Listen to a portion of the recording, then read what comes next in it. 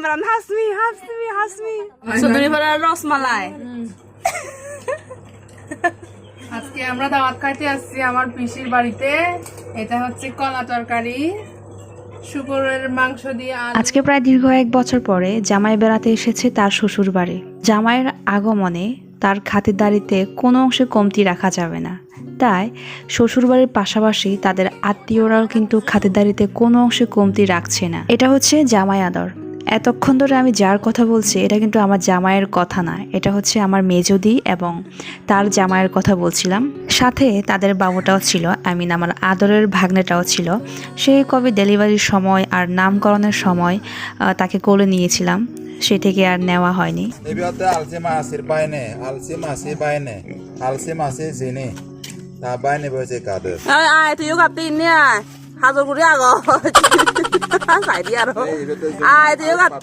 আমার এই ভাগ্নেটা সবেমাত্র 8 মাসে পা দিবে। সবাই আশীর্বাদ এবং দোয়া করবেন ওর জন্য।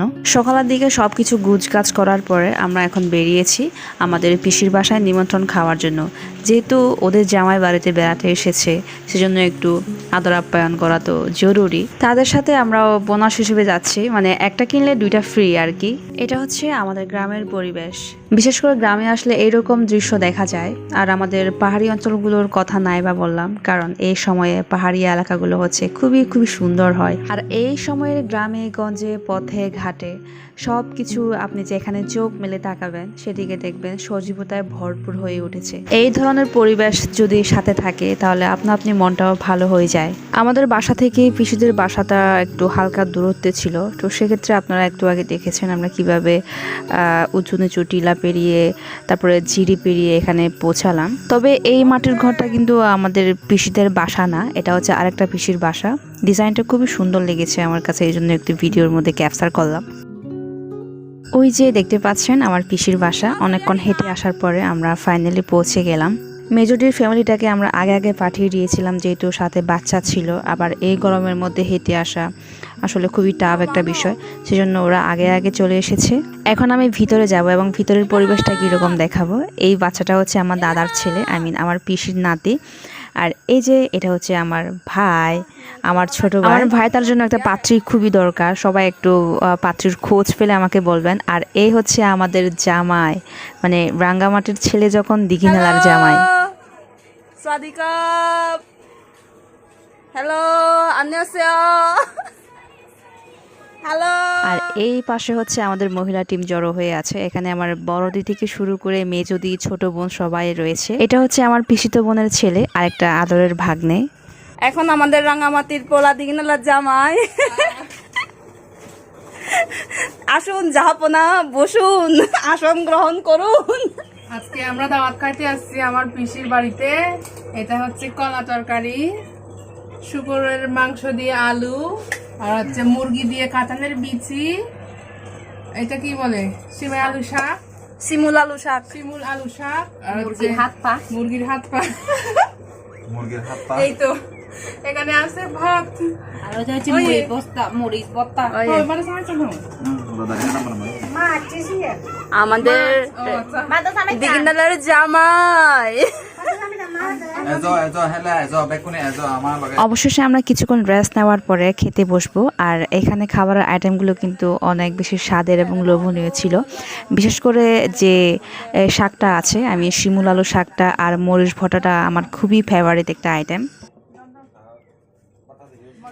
আমাদের দিঘিনালার জামাইটাকে কিভাবে খাতিরদারি করা হচ্ছে দেখে নেন। আমাদের দিঘিনালার আপ্যায়ন, খাতিরদারি আপনারা দেখে নেন। আজকে প্রায় অনেকদিন পরে আমরা সব ভাই বোনরা মিলে এখানে একত্র হয়েছি। যেহেতু দিদিদের বিয়ে হয়ে গেছে, আমাদের প্রায় 3 বোনের বিয়ে অলরেডি হয়ে গেছে, তো তারা সবাই তাদের সংসার নিয়ে ব্যস্ত। এরকম সময় কিন্তু সহজে পাওয়া যায় না। ভাগ্য করে এইরকম আর একটা সুন্দর দিন কাছে পেলাম, সব ভাই বোনদের সাথে দেখা হয়ে গেল। দিনটা অনেক ভালোই ছিল, খুবই সুন্দর ছিল।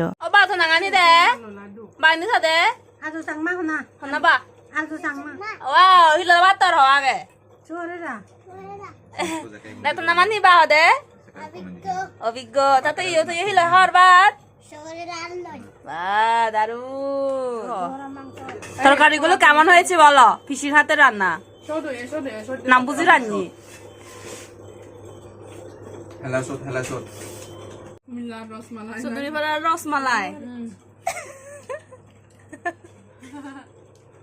ল তই বি ল তুলে তো তো চুদুরি পাড়ার রসমালাই এই এই এই হন ফেজরা সে আগে দে বুঝে বারো ফোদে বারো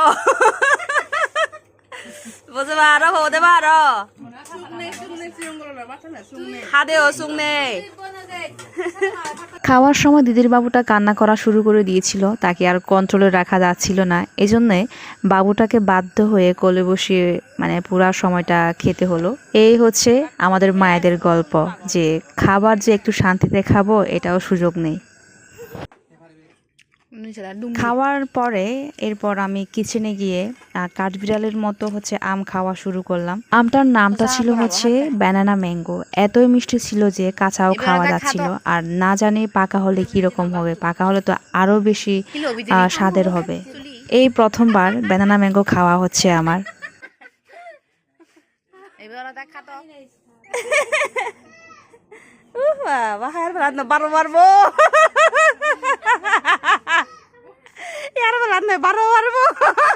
ইমরান হাসমি হাসমি হাসমি ইমরান হাসমি হাসমি হাসমি।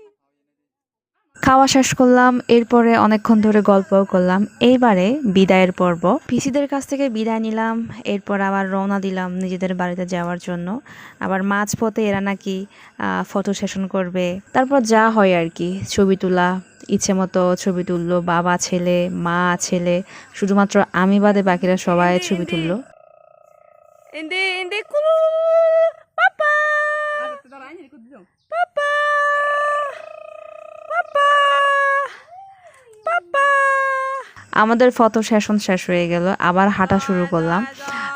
রোদ তেমন একটা ছিল না, তবে গরমের তাপটা হালকা একটু ছিল।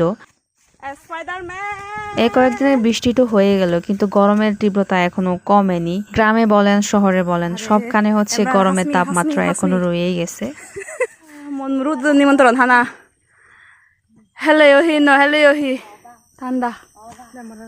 এই ছিল আমার গ্রাম থেকে ছোট্ট একটা ব্লগ, যেখানে আমরা সব ভাই বোনরা একত্র হয়েছি। কেমন লাগলো অবশ্যই জানাবেন। আর নেক্সটে আরো কয়েকটা ভিডিও আসবে আমাদের গ্রাম থেকে। সেই পর্যন্ত ভালো থাকবেন, সুস্থ থাকবেন। Take care, tata and bye by.